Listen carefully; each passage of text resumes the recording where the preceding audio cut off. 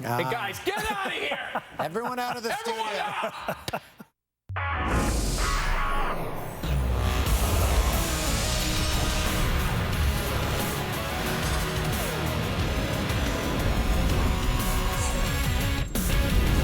I'm sorry, guys, we had to clear the studio out because Patrick Sharp prefers it to just be the three of us. That's right.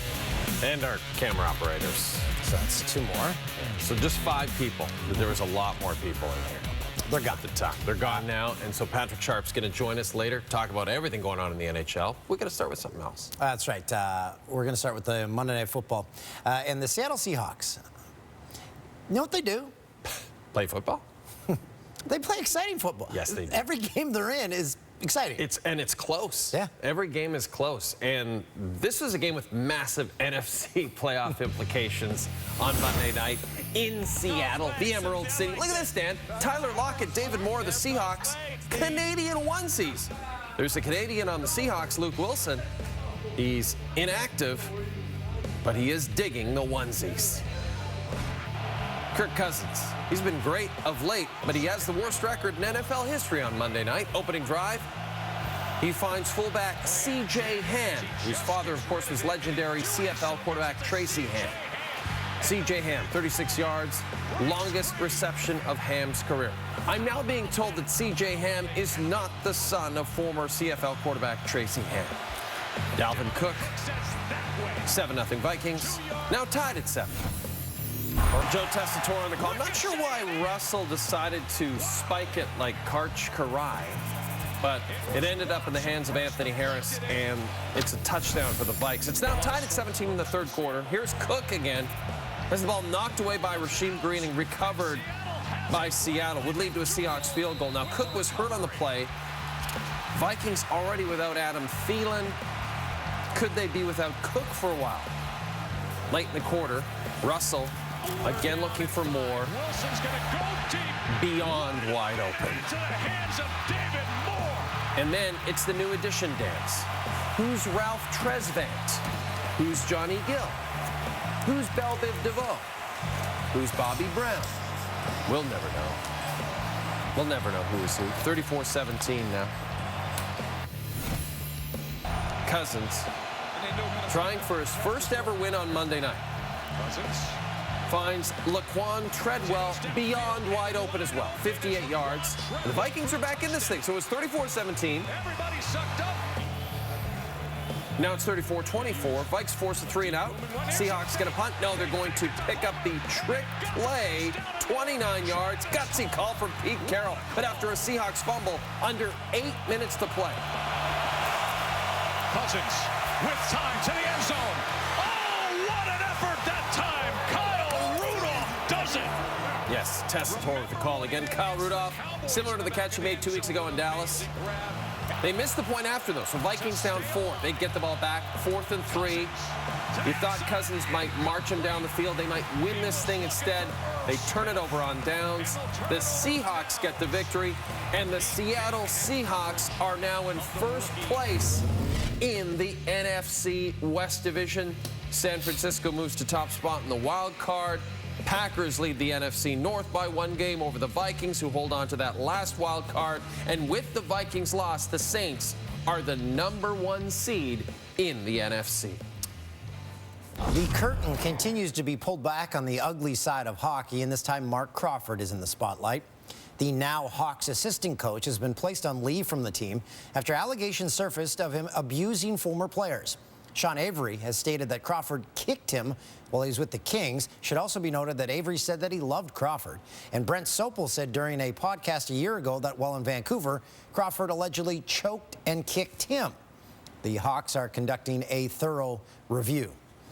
The Hawks were on the ice hosting the Blues, wearing those outdoor jerseys they had last year. Patty Kane points in 15 straight, longest streak in the league this season. Mid-first, Kane is taken down by Jaden Schwartz. He tripped up Schwartz. Kane's the only one who got a penalty. Seconds into the Blues power play, Schwartz tips home the point shot. Blues have earned at least a point in 9 straight road games. They're up 2-0 after 20. In the third, Blues odd man rush. Schwartz finds the trailer And Braden Shen, there's a bouncing puck. Buries. Shorts now with back-to-back multi-point nights. Kane's 15-game point streak is snapped as he and the Hawks are shut out 4-0. The Pittsburgh Penguins, and he starts a new one here. Vegas Golden Knights at Madison Square Garden. Alex Tuck, 2 goals in 11 games this season. Minutes into this one, John Marchessault, beautiful stretch pass using the Fox Tracks laser puck. This crosses the line. Tuck scored 2 in the period, first multi-goal game in over a year. And that's it. That's absolutely in the net. Brendan and Riley Smith, they're brothers, facing each other in this one. He's one of the best players on the ice, and I try to imitate a lot of things he does. So it's a lot of fun watching him, and now I get to compete against him, and hopefully I can get the better of it. And Brendan gets a first-hand look at his younger brother's skill in the second period. Back pass taken away by Riley Smith, and he breaks in. Smith to the net. He scores. Sam Rosen on the call. 5th career goal against his brother for Riley. Team leading 12th of the season, but take a look at Deidre. Clearly, Brendan is her favorite. Later in the second, Cody Glass to Max Patches. Patch ready. We're using that Fox Tracks a lot. From the rookie, Cody. Vegas records their first 3-game win streak of the season. Sabres, Devils. Taylor Hall. Devils are listening to offers. On the top line. Here's Coach Hines on the decision and make the Devils shorthanded less than a minute in. Miller steps up, shoots. Jack Eichel. Turning a lot of heads in the league this season. Beats Louis Domingue. 10 straight games to the point for Jack Eichel. Looks at these Sabres unis. Pretty slick. 2-0 less than 4 minutes later. Hall misses the puck on the give and go. Back the other way, Connor Sherry makes it 3-0. Sabres 3 goals in under 7 minutes before the New Jersey Devils had registered a single shot. And the onslaught would continue. 3 minutes to go in the first. We're still in the first. One of several players on Buffalo. Domingue makes the blocker save on Sherry. Straight up and into the net. These are goals I allowed when I was a goalie all the time. Oh, my goodness. That was not good. I think it's Sherry, right? I'm saying Sherry, but it's Sherry. Yeah, that's great. What a reaction. Domingue, no good. Pulls the old Bo Jackson on the twig. Yikes, the Devils. The Milwaukee Bucks are the best team in the NBA's Eastern Conference, winners of 11 straight. The New York Knicks are the worst team in the NBA's Eastern Conference, losers of 6 straight. So, hey, I'm not going to sit here and pretend this one was close because it was not at all. There's only been one game this year where Giannis Antetokounmpo did not record a double-double. He was the Eastern Conference Player of the Week. He was 1 rebound shy in Milwaukee's last game against Charlotte Saturday. The first quarter, Antetokounmpo. What? He had a double-double in the first half. Took him 14 minutes. 16 points, 10 boards. Chris Middleton steals. Now, this isn't a crazy dunk at the other end, but the Bucks bench, they love it because Middleton looked at them before the dunk. They knew it was coming, and it was just Middleton's 3rd dunk of the year. 3rd quarter, Bucks up 27. Antetokounmpo decides not to shoot.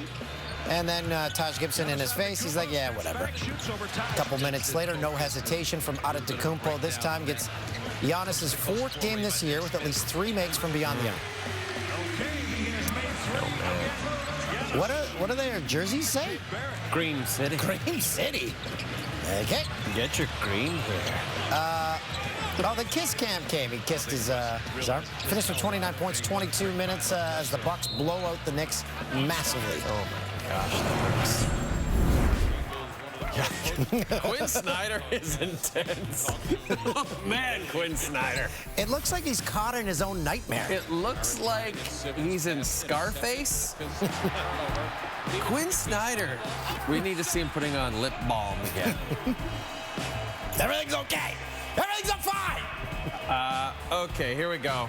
Where are we? Jazz 19 turnover. What is wrong with the Utah Jazz? Down 18 at the break. We're in the 3rd quarter now.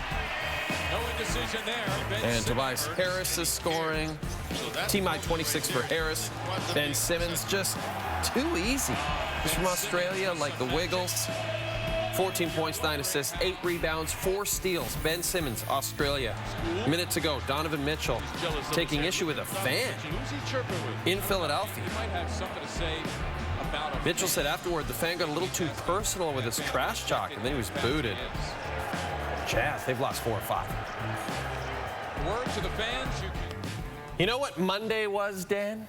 Yeah, Cyber Monday. Went too far.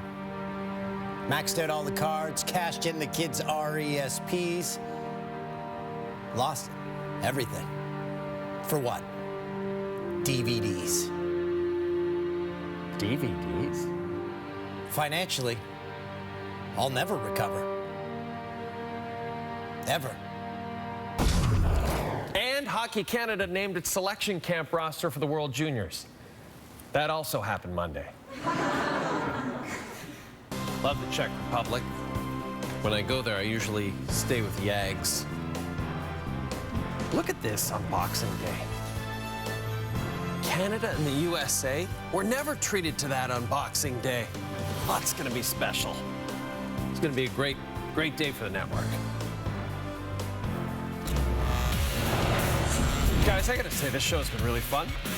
And we've got more of it to come. Mitch Marner.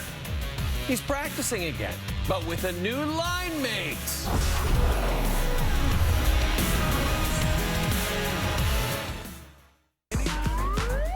I told you, they're the last in the West. Which is something you would have never predicted. Yeah, because they don't have anyone. I'm glad you're getting comfy over here. Why not? Well, I just Take figured a load off. you had it. So Not really. I really bobbled that, but I recovered. I think you really came back from that one pretty good. We're here in the leather chairs. Former Red Wings defenseman Chris Chelios was a guest on Monday's episode of the Spit and Chicklets podcast. During the interview, Chelios alleged Mike Babcock verbally assaulted Johan Franzen.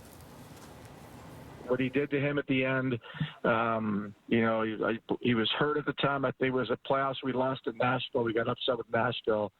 And some of the things he said to him on the bench, I don't know what he said to him behind closed doors one-on-one, but he blatantly, verbally assaulted him during the game on the bench. And it got to the point where poor Johan, no one really knowing that he was suffering with the concussion thing and the depression thing, he just broke down and had a nervous breakdown, not only on the bench, but after the game in one of the rooms in Nashville. So that was probably the worst thing I've ever seen.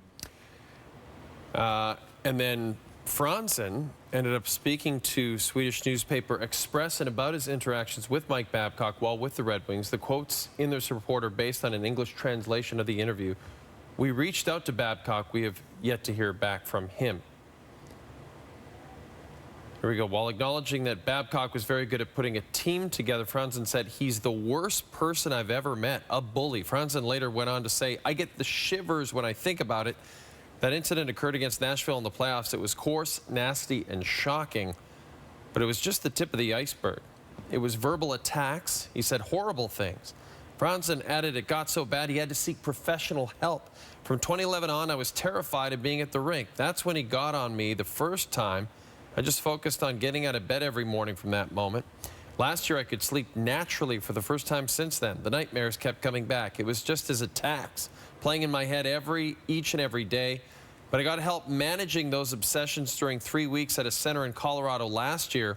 It was me and a group of veterans who also suffered from concussions and PTSD. Franzen spent his entire 11-year career with the Red Wings. That is tough to hear. It is very difficult to hear. Won the Cup in 2007.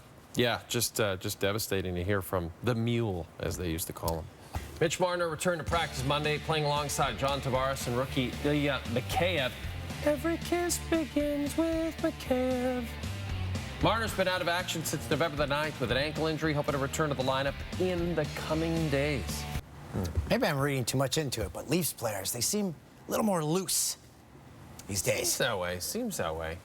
Well, I guess, plus, before they fired Babcock, they'd lost like 6 straight. They had, and since Sheldon Keefe's been hired, They're 4-1-0, and they're heading into their 7th set of back-to-backs this season. Hey, Nabesy, crank this up. Because Tuesday, the Leafs are on TSN. Freddie Anderson gets the start. TSN 4, 6:30 p.m. Eastern Time is when you should turn on your TV. So the Leafs might be in a good mood, but the Montreal Canadiens are not. They've lost 8 in a row, including a 3-1 loss to the Bruins on Sunday. Doesn't get any easier for the Habs as they face the Islanders on Tuesday. Despite being just 3 points out of a playoff spot, some players aren't happy. Yeah, they don't like this slump. And this is pretty big. The Habs place Keith Kincaid on waivers. They signed the tender to a 1-year, $1.75 million deal on July 1st. And in a subsequent move, they called up goalie Caden Primo. Oh, hey, Keith's kid. So there you go. Kincaid, that's... we're all kind of surprised because I thought that was a pretty good signing by Marc Bergevin. He was good last year with the Devils, right? Devils, and yeah, I just don't know what. I mean, it's just not working out for the Habs right now. Yeah. It's working out for the Raptors, though. Very impressive Sunday, beating Utah by 20 points for their 7th straight win. Serge Ibaka was back in the lineup. Kyle Lowry will be back in the lineup soon. It's only going to get better. I'm gonna be me. I'm gonna be me. Yeah. I'm just gonna integrate myself no matter what. I'm still gonna go out there and I'm gonna be myself at the end of the day. But those guys are playing well, so I don't think anything changes. I think I come out there and I do what I do: score, assist, defense. You know, all the small things. I'm just gonna be me. I'm not gonna change and be tentative. I'm gonna go out there and play basketball. I'm gonna be honest with you. I didn't see this coming. They really surprised me. And, just a good thing to have them, Now we know we have a, great team, with those guys. Now we know we are, chance to go back out there to compete at high level. Kyle will go back to his starting spot, a normal slide out. That's just, the way it is. You're right. I mean, I don't think you can make a case that everybody's been effective, from Rondé to Chris to Terrence to Norm. All those guys have been very good. So, but Kyle and Serge and Pat McCall were very good when they were in there. So when they get back, we'll try to figure it out, just like we always do. Coach of the month. Hey, the Raptors have won 7 in a row, but people are still mad about the ESPN rankings. In the latest rankings, they're ranked 7th. You know what? Who cares? Who cares? Who cares? Just like if someone doesn't know Bon Jovi or Def Leppard. Billie Eilish didn't know who Van Halen was today. Who cares? Why would Billie Eilish, a 17-year-old girl, know who Van Halen is? Why would she get... No 17-year-olds know who Van Halen is unless their dads listen to Van Halen in their home and force them to listen to 1984, which is a great album, but no 17-year-old should know who that band is. Correct.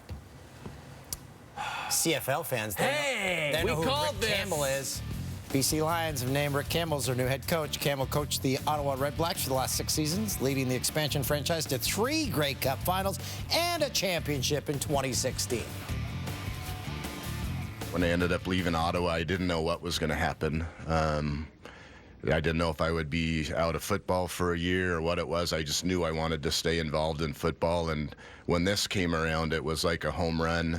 There's some damn good football players here. I got to see them up close twice last year. I'm not going to name all the names, but Mike Riley and the crew, there's some really good guys. And apparently, the Lions are talking to Jason Moss about being their offensive coordinator. So you got Ed Hervey's the GM. You got Mike Riley's the quarterback. Maybe Moss is going to be the offensive coordinator. It's the old Eskimos. That's right. When we come back, a new edition of the James. This is producer Tim's favorite part of the show because he doesn't have to look at our faces.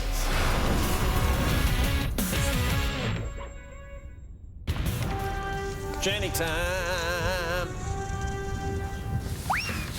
Some of our favorite and least favorite plays from Monday in sports. Russell Wilson.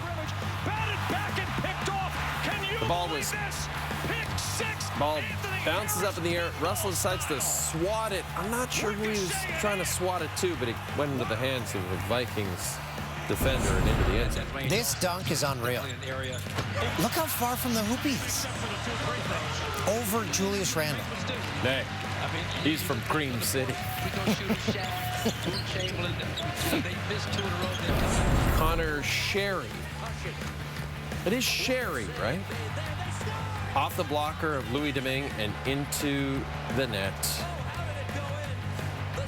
Devils don't look good. They don't look good. Warriors and Hawks. Trae Young to Evan Turner. And the behind-the-back pass to Alex Len. Len, they were around for a while. Yeah, steal my sunshine. Good video still. Holds up. That does hold up. Friend of the show, Brendan Canning of Broken Social Scene, he's at the beginning of that song. Anthony Beauvillier to the backhand, beating Jonathan Bernier. Oh, macro. Nice move there.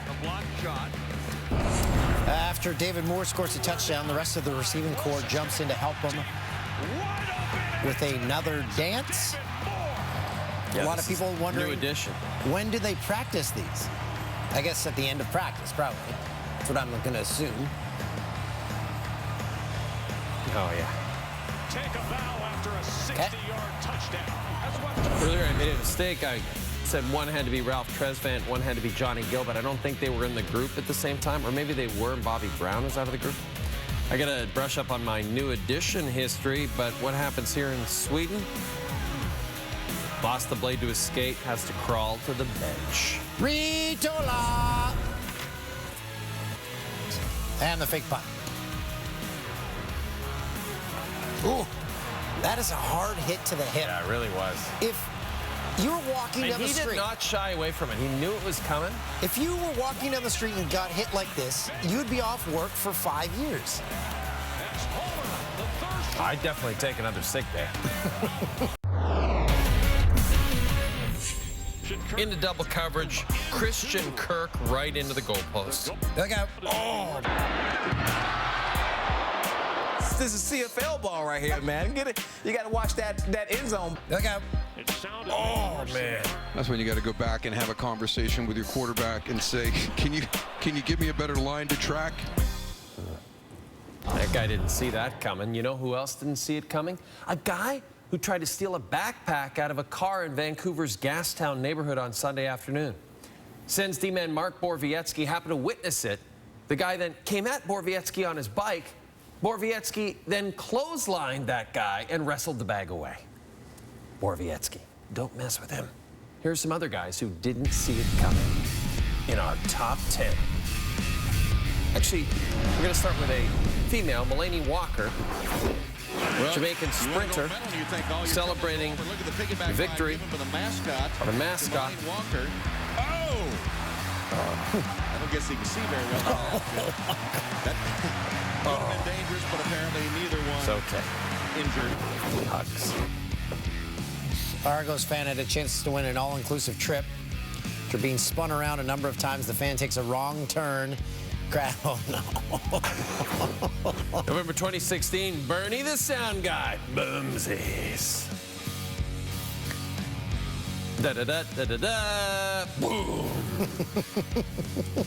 Da-da-da-da-da-da. Boom. He was okay. Just a little bloodied. March 2013, Carlos Boozer celebrates the N1, punches the ref, Danny Crawford, right in the jib-jibs. The dut-duts. The dut-duts. Right in the dut-duts. January 89, Boston Garden. Fan jumps on the ice. Oh, this guy gets leveled. Oh, Just gets destroyed by referee Ron Azel's team. You would not see a hit like that in the NFL. Here's the pitch. It's a shot to deep right center. It's going. Oh, my God. It's unbelievable. I mean, you know, bobblehead with the fence and the gate. I mean, that's a classic. Mitchell, Skiba. Skiba. Skiba. Skiba. Skiba. Mitchell, Skiba.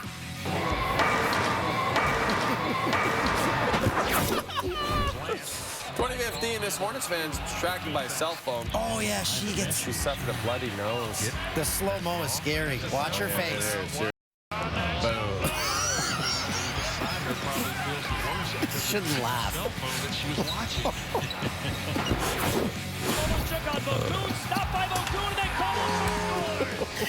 Mom, look at this. Look at this email. Mom. Oh, look at my post on Instagram, Mom. Oh, Mom, no! More than at Indianapolis, the offensive coordinator. You got a busted play here, and then Sanchez gets hit. The ball is loose, and it's alive. And then going into the end zone is Steve Gregory. Mark Sanchez not expecting it, and it was the backside of Brandon Moore that knocked the ball out. I have never seen this before in my life. That was so ridiculous. He just ran into his ass. That poor lady, whenever anyone shows her something on a phone now, she must be like, okay. Yeah. No, what are you trying to do?